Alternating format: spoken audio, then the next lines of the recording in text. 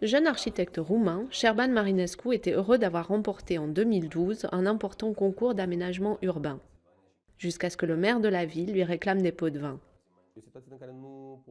C'était une situation sans issue. Une fois qu'on t'a proposé un acte de corruption, tu ne peux pas juste dire non, car, sans le vouloir, tu es déjà impliqué d'une certaine manière. Il fallait soit donner les pots de vin, soit le dénoncer. Aucune option n'était facile. Malgré la peur, il saisit avec ses collègues le parquet anticorruption. Après des mois de procès, le maire est condamné à de la prison ferme. Tout comme Șerban, de plus en plus de Roumains osent révéler les abus au grand jour. 2015 marque un tournant. L'incendie d'une boîte de nuit fait 64 victimes. Un choc pour tout le pays. L'établissement ne respectait pas les normes de sécurité.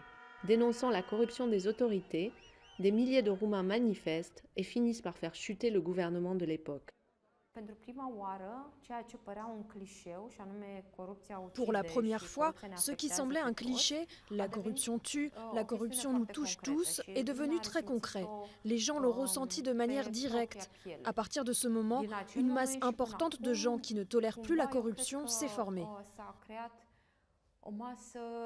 Nu știu dacă încă e o masă critică, dar e o masă semnificativă de oameni care nu mai tolerează corupția. Depuis fin janvier, nouvel élan de mobilisation civique. La tentative du gouvernement d'alléger les poursuites pour abus de pouvoir a fait descendre des centaines de milliers de personnes dans la rue. Deuxième pays le plus pauvre de l'UE, la Roumanie a intensifié sa lutte contre la corruption ces dernières années. Au parquet anticorruption, 9 enquêtes sur 10 sont désormais ouvertes sur plainte de citoyens ou d'institutions. Beaucoup de fonctionnaires publics nous saisissent pour des faits de corruption.